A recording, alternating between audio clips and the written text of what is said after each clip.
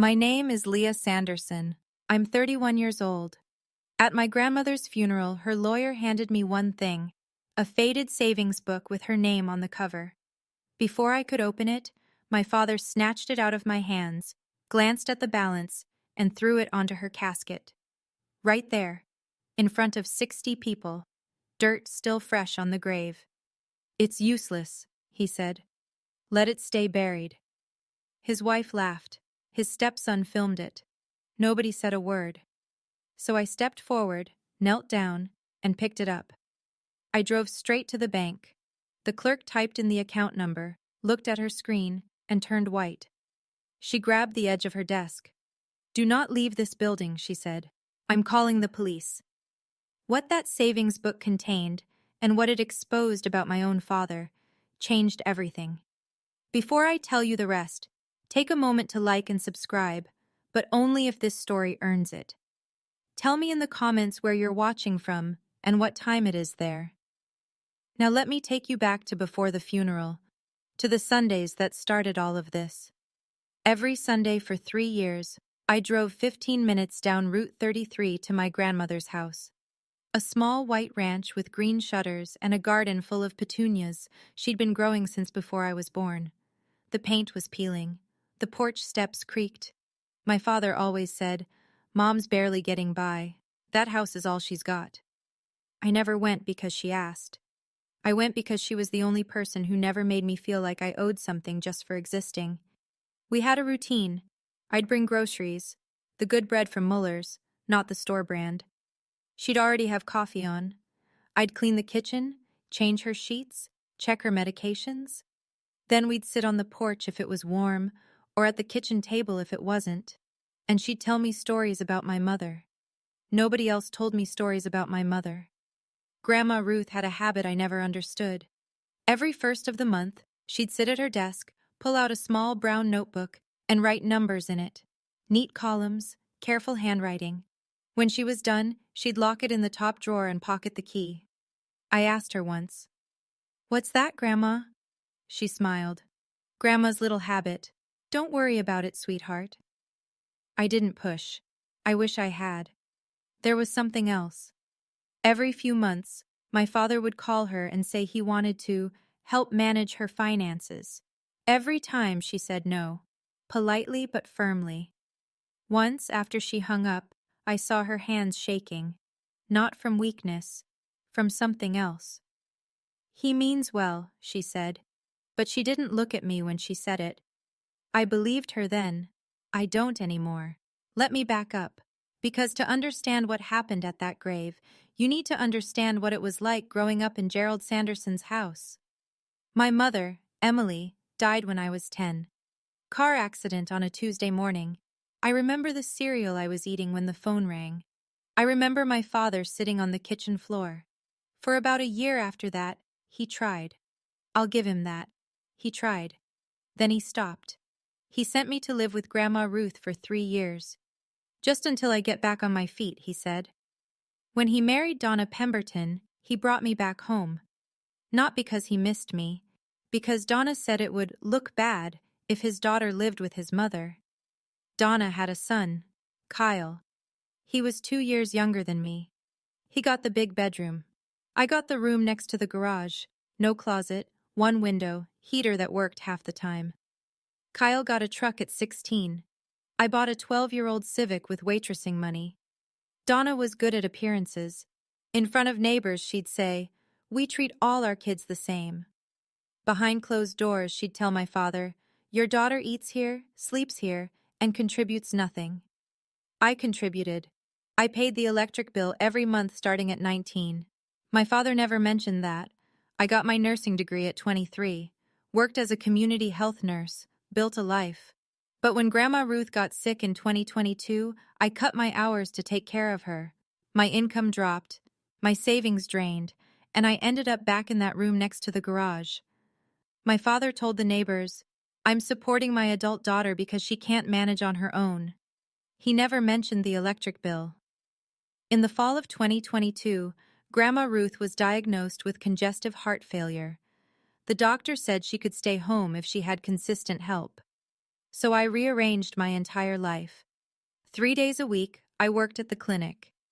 The other 4, I was at her house, bathing her, cooking meals she could swallow, driving her to cardiology appointments 40 minutes away, sorting her pills into those little plastic organizers with the days of the week printed on them.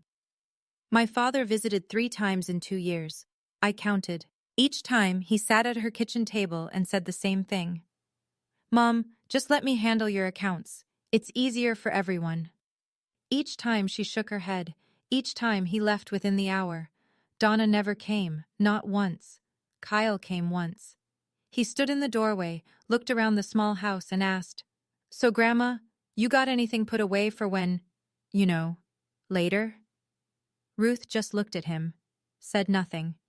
He left after 12 minutes. One afternoon in early 2023, I was sorting mail at Grandma Ruth's kitchen counter. I found a bank envelope, her monthly statement. I wouldn't normally look, but it was already open and a number caught my eye. A withdrawal. $15,000. March 2023. "Grandma, did you take out 15,000?" She didn't look up from her crossword. "Grandma made a mistake. Don't worry about it." I let it go. I shouldn't have. That same week, I passed her bedroom door and heard her on the phone. Low voice. "Careful. Make sure it's airtight, Warren. He'll try." She hung up before I could ask. That night, she held my hand at the kitchen table and said something I didn't understand until weeks after she was gone. "When I die, take the book in the drawer. Don't let your father have it. Promise me." I promised. October 5th, a Sunday. I drove to her house the same way I always did. Radio off, windows down because the air smelled like wood smoke and dry leaves. The front door was unlocked. The coffee pot was cold. I found her in bed, hands folded over her old Bible, eyes closed. She looked like she was sleeping, except the room was too still. No clock ticking, no shallow breathing from the oxygen machine I'd set up by her nightstand. I sat on the edge of the bed and held her hand. It was cool, stiff. I didn't cry. I just sat there. The house smelled like lavender and old paper, like it always did. I called 911. Then I called my father. He arrived 2 hours later. Donna wasn't with him. His first words when he walked through the door. "Did she have a will?" Not, "How did she go?" Not, "Are you okay?" Not even, "Where is she?" Did she have a will? I watched him move through the house. He opened the desk drawers first, then the filing cabinet, then the closet in her bedroom, while she was still lying right there. He rifled through shoeboxes, old envelopes, folders, looking for something. I remembered her words. I opened the top drawer of her writing desk, the one she always kept locked. The lock was broken now. Inside was the small brown savings book, faded cover, her name on the first page, Ruth Sanderson, and tucked inside, a slip of paper in her handwriting. "Bring this to the bank. Ask for Janet. Trust me. Grandma." I slid the book into my purse before my father came back into the room. He searched for another hour. He never found what he was looking for. The funeral was held at Grace Lutheran, the little stone church on Main Street where Grandma Ruth had attended services every Sunday for 40 years. About 60 people came. In a town like Millfield, Ohio, that's not a small number. It means everyone. My father wore a dark suit I'd never seen before. Donna wore black, expensive black, the kind you buy when you want people to notice your grief. Kyle wore sneakers and kept checking his phone. Gerald stood at the pulpit and delivered a eulogy that made my skin crawl. "My mother lived a simple life," he said. "She didn't have much, but she had love, and that's what matters." His voice cracked on the word, love. Donna dabbed her eyes in the front pew. 2 women behind me whispered, "What a devoted son." I sat in the first row and said nothing. I knew he hadn't called his mother on her birthday this year. I knew he hadn't visited when she had pneumonia in January. I knew he'd searched her house before her body was cold. But this was his stage. and Gerald Sanderson had always been good at stages. After the service, Donna hugged everyone at the door.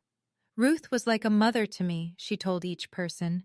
My grandmother once told me, that woman hasn't called me in 4 years. Outside, I saw Kyle taking a selfie in the parking lot, leaning against his car, smiling. At a funeral. Peggy Calloway, Grandma Ruth's oldest friend, 74 years old, 5 feet tall, backbone of steel, saw it too. Her jaw tightened. She said nothing. And in the back row of the church, I noticed someone I didn't expect. A gray-haired man in a quiet suit. Warren Holt, attorney at law. He caught my eye and nodded. Just once. I didn't know yet what that nod meant. At the cemetery, they lowered the casket into the ground. The October wind pulled at coat hems and scattered a few dried leaves across the fresh dirt. 60 people stood in a half circle. Quiet. Then Warren Holt stepped forward. He approached me, not my father, and held out a manila envelope. Your grandmother wanted you to have this, he said. Personally. Before I could open it, my father's hand shot out and snatched it. What is this? Gerald tore the envelope. Inside was a savings book, identical to the one already in my purse. Brown cover, yellowed pages. But this was the original, the one the bank had issued. He flipped it open. Read the balance. $4,200. He laughed. Not a small laugh, the kind that carries. Then he threw it. The savings book landed on top of the casket, bounced once, and slid into the mound of loose earth beside the grave. Dirt still dark and damp. It's useless, my father said. $4,000. Let it stay buried with her. That's all she ever had. Donna covered her mouth, but I could see the smile behind her fingers. Kyle had his phone out, recording. He laughed. $4,000? I spend that in a month. 60 people. Nobody spoke. Peggy Calloway's hands were clenched at her sides. A few neighbors looked away. I stood very still for a moment. Then I stepped forward, knelt at the edge of the grave, and picked up the savings book from the dirt. I brushed it off carefully, slowly. I put it in the inside pocket of my coat, over my heart. I didn't say a word. Gerald watched me. You want that junk? Fine. That's your inheritance. Don't come asking me for anything else. That book was covered in the same dirt they'd just shoveled over my grandmother. I picked it up the way you pick up something sacred that someone dropped by accident. Except it wasn't an accident. That evening, I drove back to my father's house. The porch light was on. The door was locked. I found my clothes on the hallway floor. Not in suitcases, in black trash bags. 3 of them. My books in a cardboard box. My nursing textbook stacked on top of my mother's old quilt, the one I'd kept since I was 10. Donna opened the door. She didn't step aside to let me in. Kyle needs the room for his home office, she said. Your father agrees. Gerald appeared behind her, arms crossed. You're 31, Leah. Time to figure it out. You're throwing me out the night of Grandma's funeral? Don't be dramatic. You've had years to save up. I had $1,800 in my checking account, enough for a deposit on the cheapest studio in Millfield maybe, not enough for a second month. I didn't argue, I didn't beg. I picked up the trash bags with my name on them and I loaded them into my Civic. I sat in the driveway for 10 minutes. The porch light went off. I called Peggy Calloway. Come stay with me tonight, sweetheart, she said. No questions, no hesitation. Ruth would have wanted that. At Peggy's kitchen table, at 11 o'clock at night, I opened the savings book. The one from the grave, dirt still in the spine. $4,200. And tucked between the last page and the back cover, the same slip of paper, identical handwriting. Go to the bank, ask for Janet. The book opens the door. Grandma. The book opens the door. What door? I didn't sleep that night. But by morning, I had a plan. One stop. The Millfield branch of First Commonwealth Bank. Whatever door Grandma Ruth left for me, I was going to walk through it. The next morning, I walked into First Commonwealth Bank at 9:05. I was still wearing yesterday's black dress under my coat. I hadn't brushed my hair. My eyes were swollen. The lobby was small. 3 teller windows. A potted fern that had seen better days.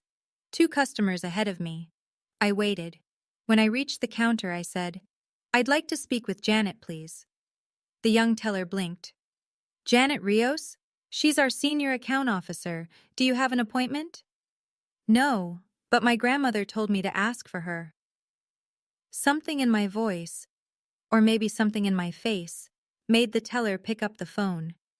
Janet Rios came out 2 minutes later, mid-40s, reading glasses on a chain, firm handshake. She led me to a glass-walled office at the back. I placed the savings book on her desk. She opened it, typed the account number into her computer, paused, typed it again. She looked at the screen, then at me, then at the screen. "Excuse me for a moment," she said. She stood up, stepped out, and closed the door behind her. Through the glass, I watched her make a phone call. Her expression changed. She pressed her hand flat against the wall. Then she came back. "Miss Sanderson, this savings account is linked to a trust, an irrevocable trust. You are listed as the sole beneficiary." I stared at her. "A trust? My grandmother set up a trust?" "I need to call our compliance department." She paused. Her voice dropped. "And I need to contact the police. Please, don't leave." "The police? Why?" "There are unauthorized transactions on a linked account. Someone accessed funds using a power of attorney that our records show was revoked over 2 years ago." The room tilted. I gripped the armrest. "How much is in the trust?" Janet looked at me like she was deciding whether I could handle the answer. Janet turned the monitor so I could see it. She pointed at a number near the top of the screen. $2,317,000. I read it 3 times. I read it a 4th time because my hands were shaking and I thought I was miscounting zeros. 2 million, my voice broke. $2,317,000, Janet said quietly. Held in an irrevocable trust established in 2017, administered by this bank as corporate trustee. The sole named beneficiary is Leah Marie Sanderson. She began explaining. The trust was funded over decades. Your grandmother worked as a bookkeeper at Colton Manufacturing for 31 years. She contributed to a pension. She received life insurance proceeds from your grandfather's passing in 2005, approximately $350,000. In 2010, she sold 80 acres of family farmland west of town. Midwest agricultural land had appreciated significantly. The sale netted roughly $1.2 million. The rest was accumulated interest and dividends carefully managed. She lived in an 800-square-foot house, I said. Yes, Janet said. By choice.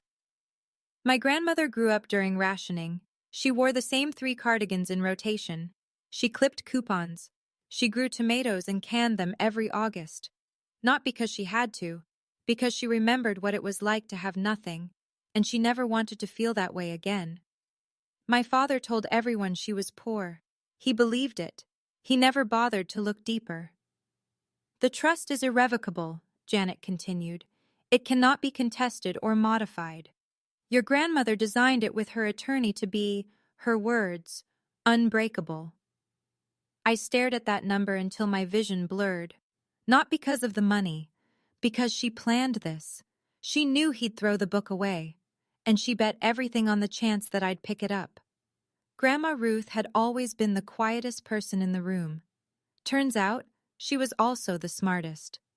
The police arrived at the bank within the hour. 2 officers, one in uniform, one in a gray suit, who introduced himself as a detective from the County Fraud Division. They sat across from me in Janet's office while she pulled records on her screen. Here's what we're seeing, Janet said. She turned the monitor toward the detective.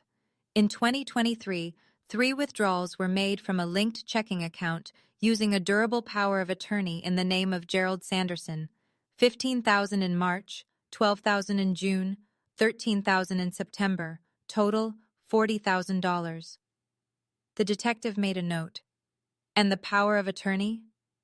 Revoked by Mrs. Ruth Sanderson on January 9th, 2023. We have the revocation on file. Every transaction after that date was unauthorized. My stomach turned. March 2023. That was the withdrawal I'd seen on the bank statement at Grandma Ruth's kitchen counter. The one she said was a mistake. She hadn't made a mistake. She'd been robbed. By her own son. And she knew. She knew the whole time. She didn't tell me because she didn't want me to worry. Or maybe because she was already building something else. Something stronger than worry. The detective turned to me. Miss Sanderson, were you aware of these transactions? No, I saw one statement. She told me it was an error. I believed her. This falls under elder financial exploitation. Under Ohio law, it's a felony. We'll need to open a formal investigation. I nodded. I didn't trust my voice. Outside the bank, I sat in my car for 20 minutes. My father stole from his own mother while she was losing her memory. $40,000. And she knew. She knew. And instead of confronting him, she built a fortress around everything else and left me the key. That bank statement on her kitchen counter. It wasn't careless. She wanted me to see it. She was planting a seed I wouldn't understand for 2 more years. In Millfield, news doesn't travel. It detonates.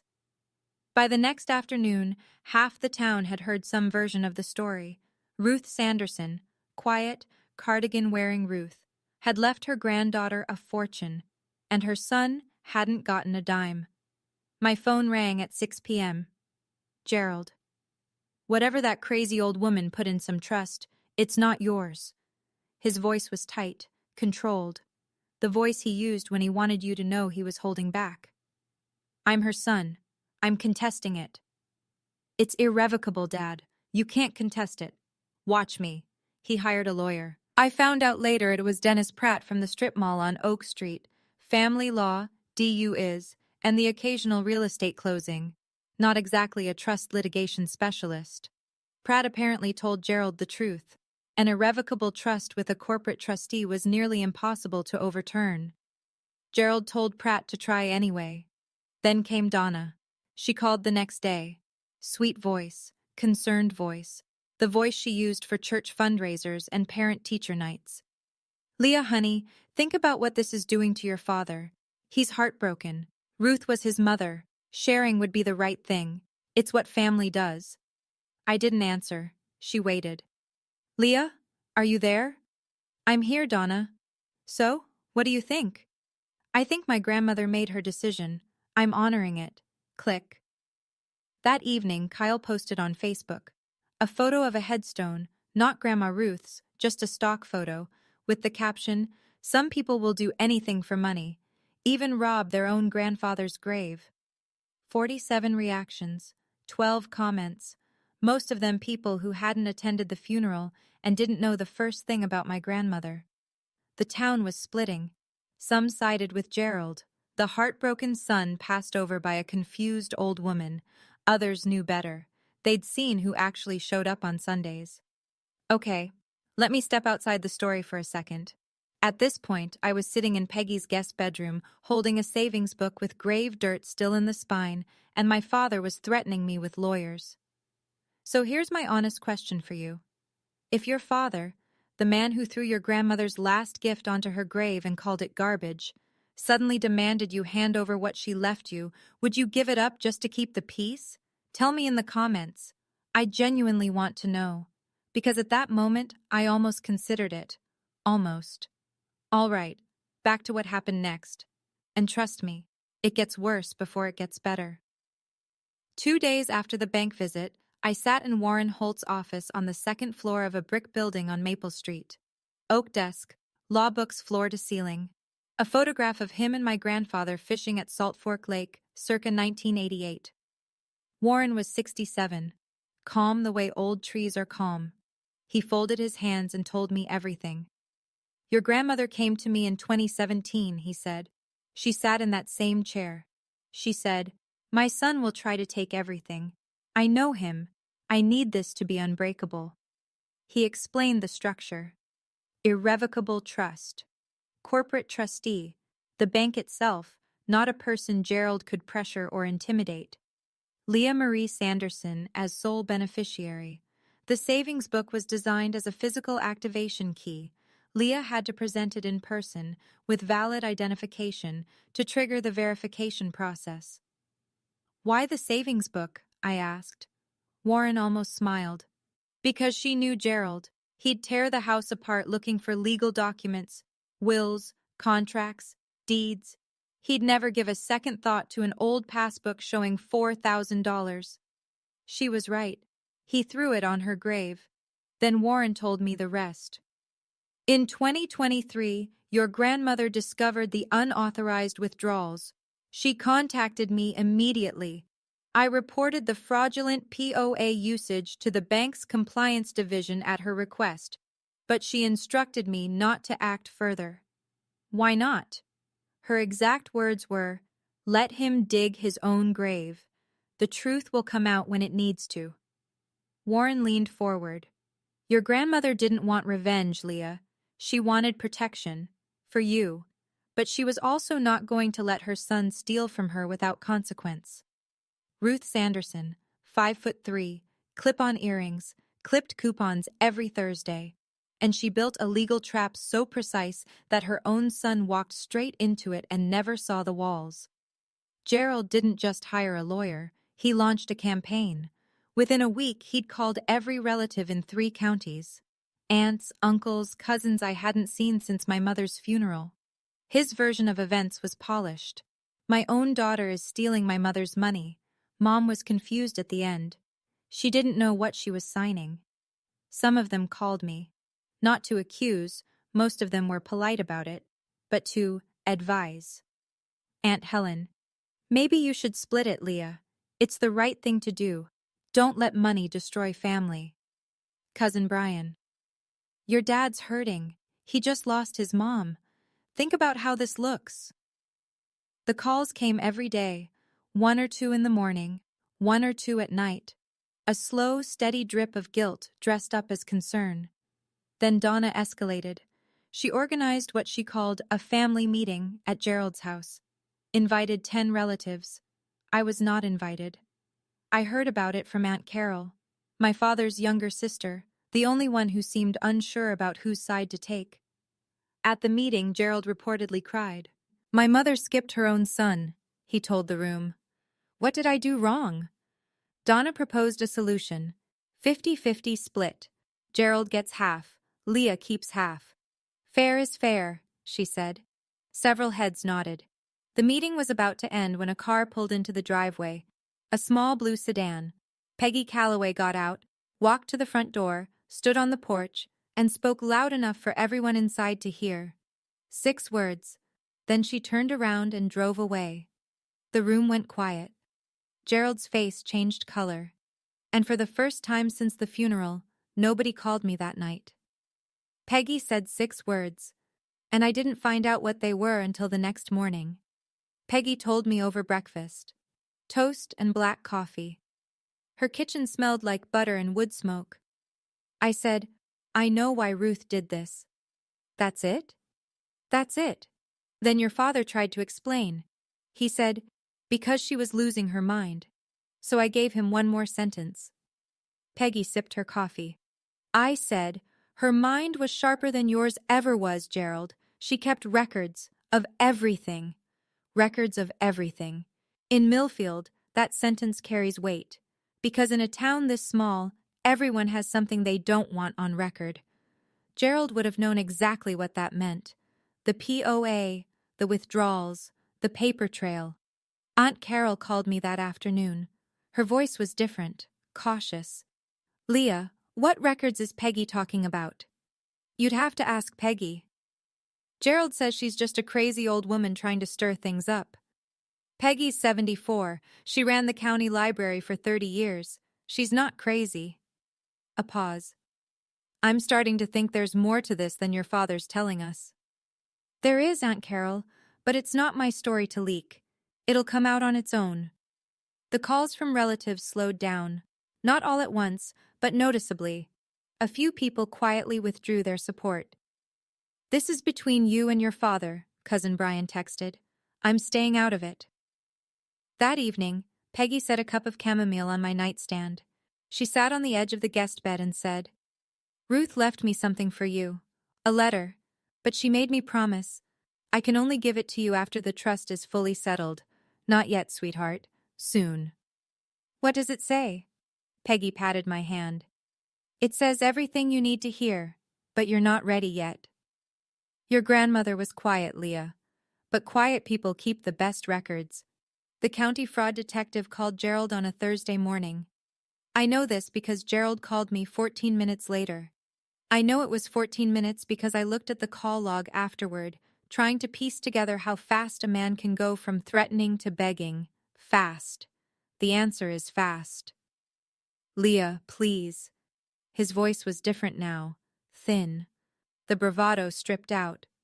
Call off the investigation. I'm your father. Don't do this to me. I didn't start this, Dad. The bank flagged it. I can't call off anything even if I wanted to. If I go down for this, it'll destroy the family. Is that what you want? I closed my eyes. You destroyed it a long time ago. You just didn't notice. Silence. Then the line went dead. Donna called 20 minutes later. No more sweet voice. No more church fundraiser warmth. The mask was off. Listen to me carefully, Leah.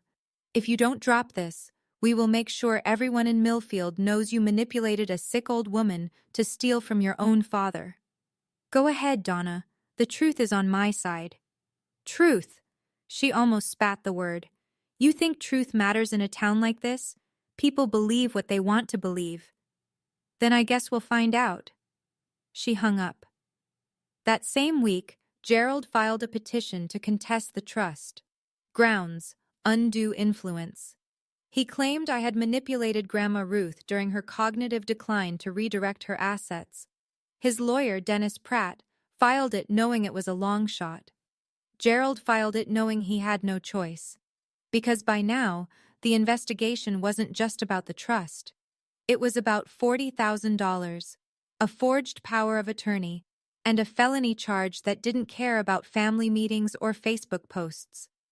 You can call me whatever you want, Donna, but I'm not the one the police are looking at. Warren Holt called me into his office a week later. He was seated behind his oak desk, a manila folder open in front of him, and, for the first time since I'd known him, he was smiling.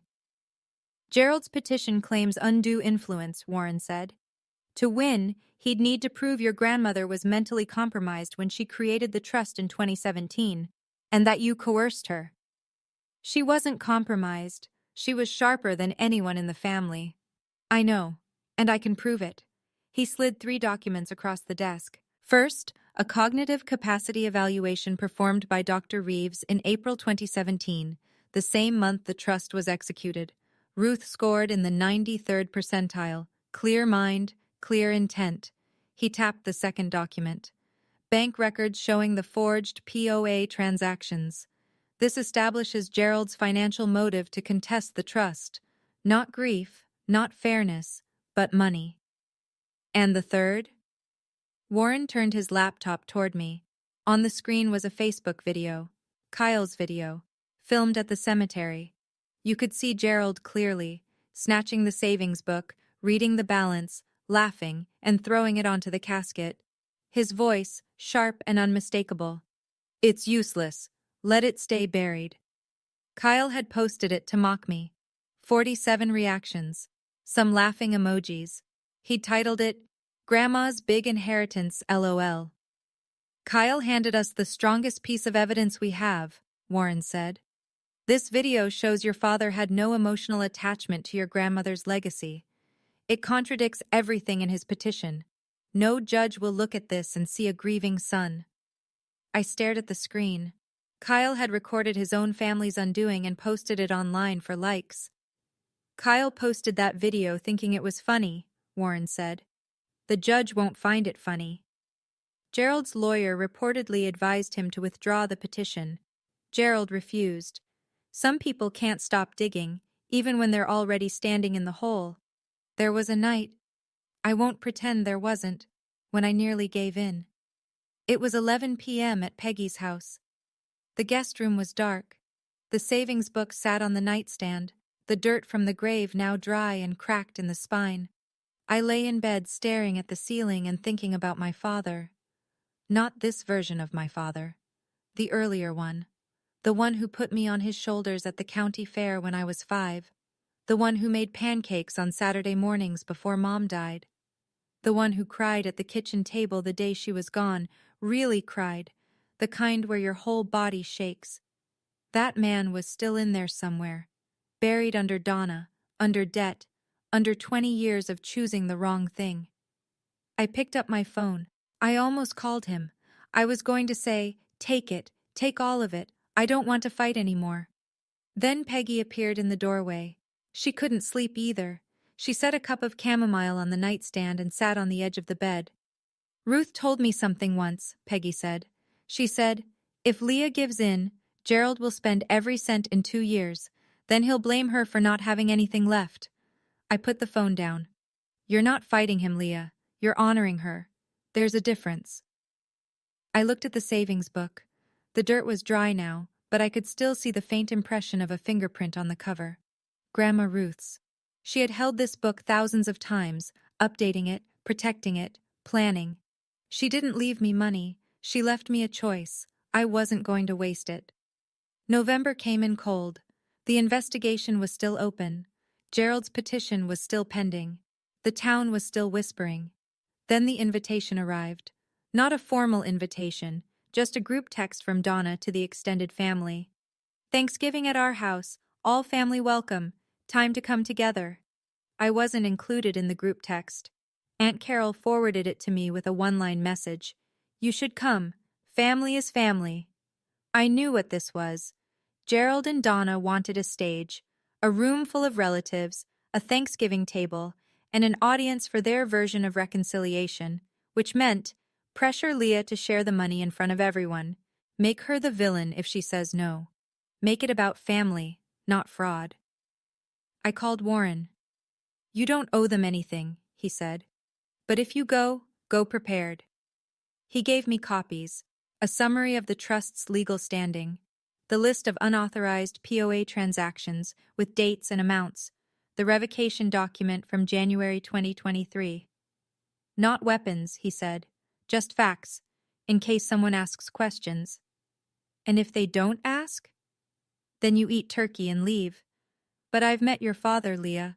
He won't be able to resist making a speech. Warren was right about that. Gerald had never met a room he didn't want to perform in. I spent the night before Thanksgiving at Peggy's. She ironed my blouse. I made corn casserole, Grandma Ruth's recipe, the one with the Ritz crackers on top. Peggy squeezed my arm at the door. Ruth would be proud of you, she said. Ruth would tell me to bring a bigger casserole. Peggy laughed. First time in weeks. I drove to my father's house on Thanksgiving morning. I hadn't been inside since the night they put my clothes in trash bags. The truth doesn't need a speech, it just needs the right room. 15 people, long table, white tablecloth Donna probably bought that morning, candles, a turkey that was too brown on one side. The house smelled like rosemary and something artificial, one of Donna's plug-in air fresheners. I set the corn casserole on the counter. A few relatives hugged me, others just nodded. Kyle didn't look up from his phone. Gerald shook my hand like I was a business associate, not his daughter. Donna seated me at the far end of the table, next to the wall. I didn't protest.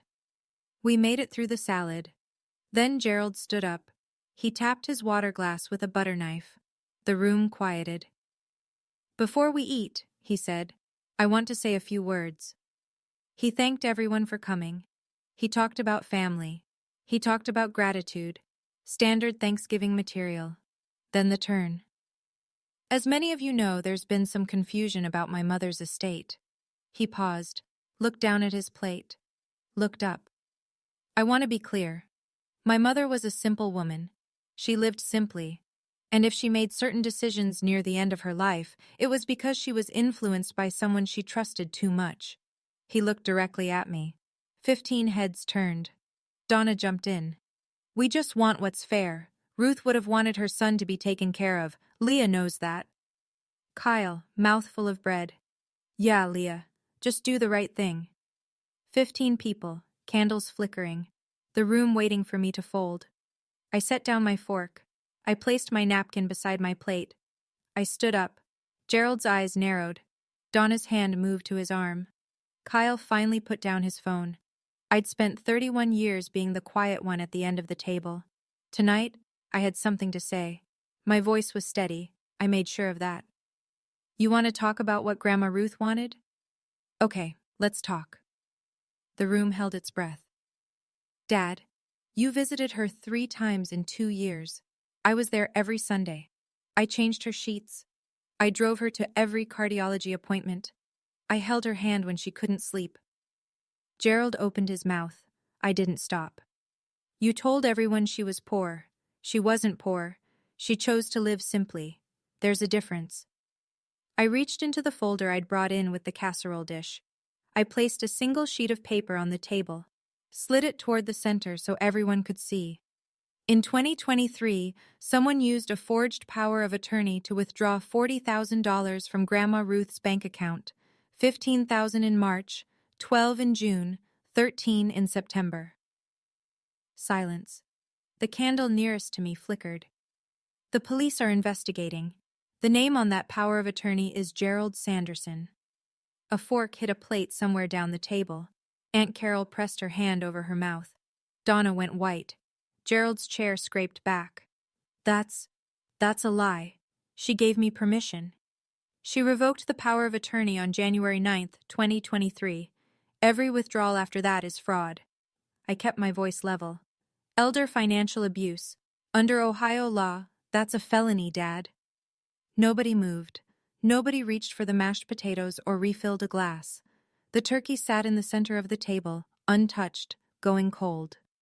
Gerald looked at the faces around him, his brother-in-law, his cousins, his sister, every one of them staring back with the same expression, the slow, terrible dawn of understanding. I didn't come here to fight. I came here because you invited me to a family table, so here's the family truth. Donna shot to her feet. This is ridiculous. Leah is twisting everything. Gerald loved his mother. The room didn't move. Aunt Carol, Gerald's younger sister, the one who'd forwarded me the invitation, spoke for the first time. Quiet, careful. Gerald, is it true? Did you forge that power of attorney? Gerald stared at the table. His jaw worked. No words came. That silence was louder than anything he'd ever said from a pulpit. Donna tried again. She turned on me, finger raised. You ungrateful little... I wouldn't finish that sentence, Donna. The voice came from behind me. Peggy Calloway stepped through the kitchen doorway. She'd been there since before the meal started. I'd asked her to come. She'd insisted on waiting in the kitchen. Just in case, she'd said. Just in case was now. Peggy held a small cassette recorder, old-fashioned, the kind with a mini tape. Ruth kept every letter, every voicemail, including the one where you told Gerald to, and I'm quoting, clean out the old woman's account before she changes her mind. Donna's face collapsed. I didn't. January 15th, 2023. Gerald's voicemail box. Ruth heard it when she was visiting his house. She called me that night. She played it for me over the phone, and she recorded it. The room exhaled. Uncle Jim leaned back in his chair and covered his eyes. Cousin Brian pushed his plate away. Carol turned to Kyle. And wasn't that your video? The one from the funeral? Gerald throwing the savings book on the casket? You posted it online. Kyle stood up. I was just joking around. A judge won't think so, Carol said. Kyle looked at his phone. His thumbs moved fast, deleting. But screenshots live forever in a small town. The candles were still burning. The turkey was ice cold. Nobody was eating. I looked around the table, 15 faces, some stunned, some ashamed. A few looking at Gerald the way you look at someone you thought you knew. I took a breath, kept my voice even. I'm not here to humiliate anyone. The facts are on the table, literally. I picked up the sheet of paper and folded it. Put it back in my folder. Dad, I don't want your apology. I don't need it. What I need is for you to understand. I'm not giving up what Grandma Ruth left me. Not half. Not $1. Because she didn't leave it to me as a gift. She left it to me as a boundary. Gerald's eyes were wet.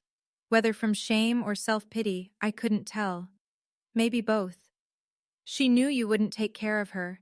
She knew Donna would push you to take everything. She knew Kyle would laugh. I paused. And she still loved you, Dad. She just didn't trust you. I picked up my coat from the back of the chair. And I don't either, not anymore. Gerald reached across the table. Leah, I won't be coming back to this house. You have my number if you ever want to have an honest conversation. But I won't hold my breath. I looked at the room one last time. At the white tablecloth. At the casserole I'd made with my grandmother's recipe. At Donna, sitting rigid, staring at nothing. At Kyle, phone in his lap, face flushed. Happy Thanksgiving, everyone! I walked out. Peggy followed. Behind me, I heard nothing. No shouting, no chairs scraping, just the kind of silence that settles over a room when everyone in it is recalculating who they've been defending. I didn't need their approval to live my life, and Grandma Ruth made sure I didn't need their permission either. 2 weeks after Thanksgiving, Gerald was formally summoned by the county prosecutor's office. The charge, elder financial exploitation, a third-degree felony under Ohio Revised Code, punishable by up to 5 years. He needed a criminal defense attorney now, not Dennis Pratt from the strip mall. A real one. The retainer alone was $12,000, money he didn't have. He put it on the credit card that was already carrying the Donna-approved kitchen renovation from last year. The house, still mortgaged at $180,000, was now bleeding money from 3 directions: mortgage, legal fees, and the $40,000 he'd have to repay if the court ordered restitution. He withdrew his petition to contest the trust. His attorney advised him in writing, continuing the civil case while facing criminal charges for the same underlying conduct was, in legal terms, catastrophic. Millfield did the rest. In a town of 4,000 people, reputation is currency, and Gerald's account was overdrawn. His plumbing clients started canceling. Sorry, Gerald, going with Hoffman this time, one after another. The phone stopped ringing. Donna's friends at Grace Lutheran, the same women she'd hugged at the funeral, stopped saving her a seat at Wednesday Bible study. Kyle deleted his Facebook account entirely and started spending weekdays at Donna's sister's place 2 towns over. I heard all of this secondhand, from Carol, from Peggy, from the woman at the post office who sold me stamps and said, I always wondered why Ruth lived alone. I didn't report him. The bank did.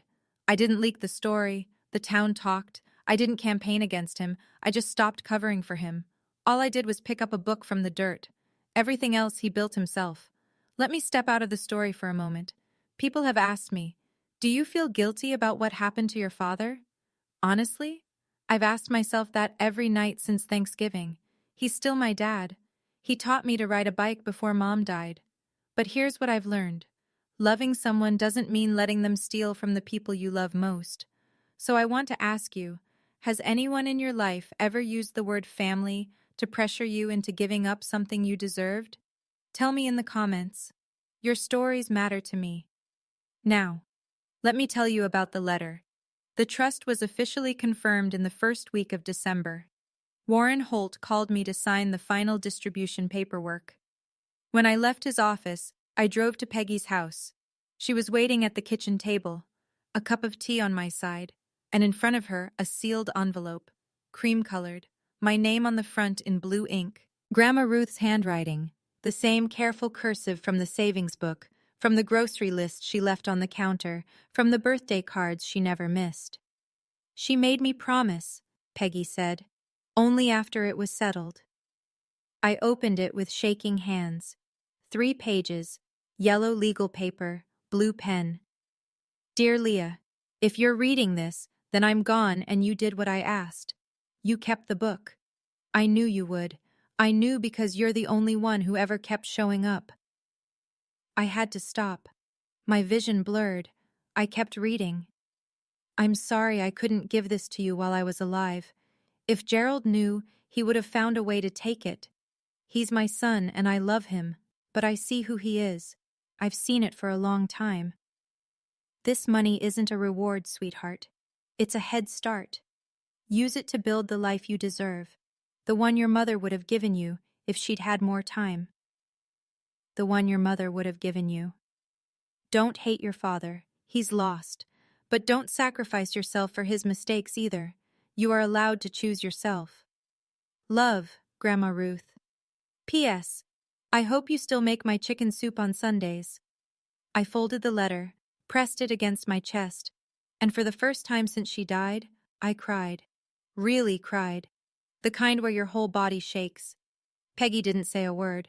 She just put her hand on mine and let me fall apart at her kitchen table.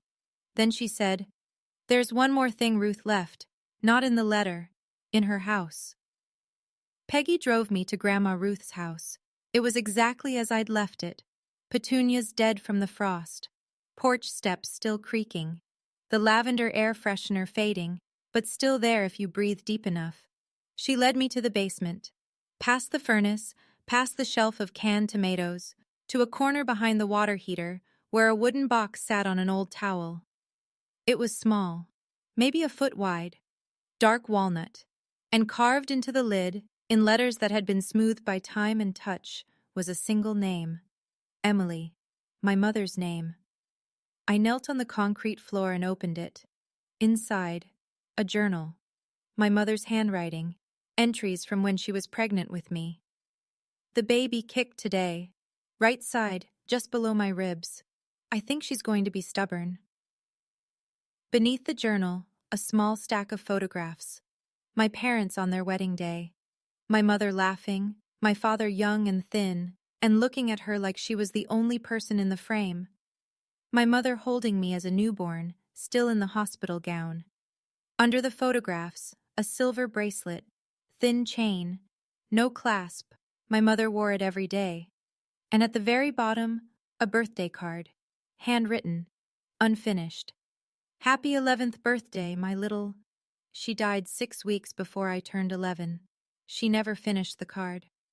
My father had thrown this box away when he cleared out the house for Donna. Grandma Ruth found it in the trash. She kept it for 20 years, waiting for me. I sat on the basement floor, in a house that smelled like lavender and canned tomatoes, and held my mother's bracelet against my wrist. My grandmother didn't just protect my future, she protected my past. I used a portion of the trust to buy a house. Nothing grand. A 2-bedroom cottage on Birch Lane, 6 minutes from Grandma Ruth's old place. White siding. A front porch just big enough for 2 chairs. I planted petunias along the walkway. The same variety she grew. I went back to work full-time. Community health nursing. Same clinic, same patients, same 12-hour shifts. I didn't quit. I didn't buy a boat or fly to Paris, or do any of the things people imagine when they hear $2 million. I hired a financial advisor Warren recommended, a woman from Columbus who specialized in trust management, and I put a plan together.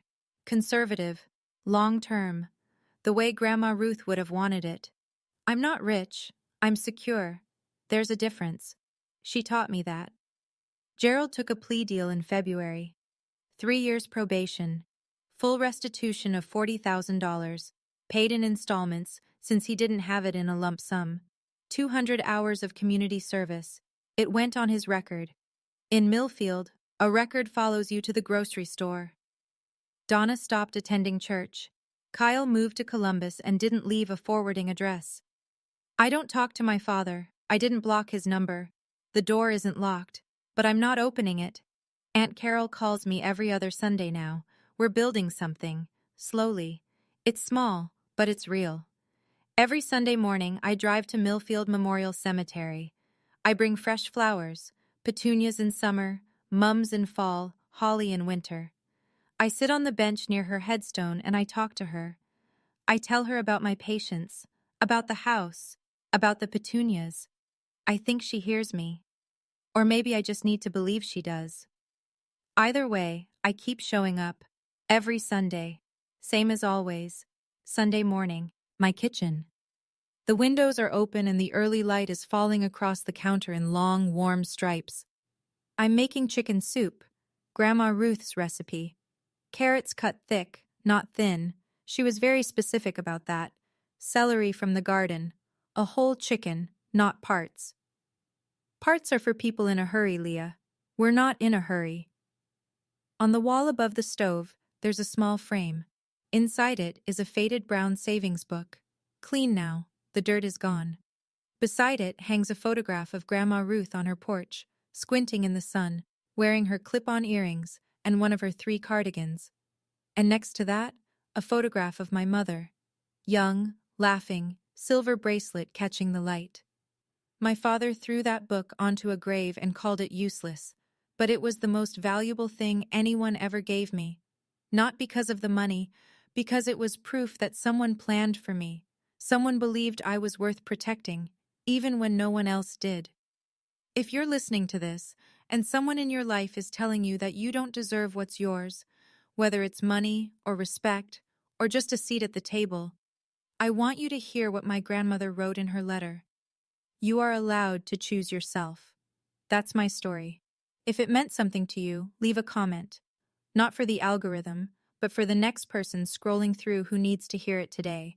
And if you know someone who's been told they're not enough by the people who should have loved them loudest, share this with them.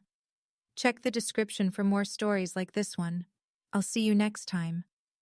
Take care of the people who show up for you, and don't let anyone throw away what belongs to you.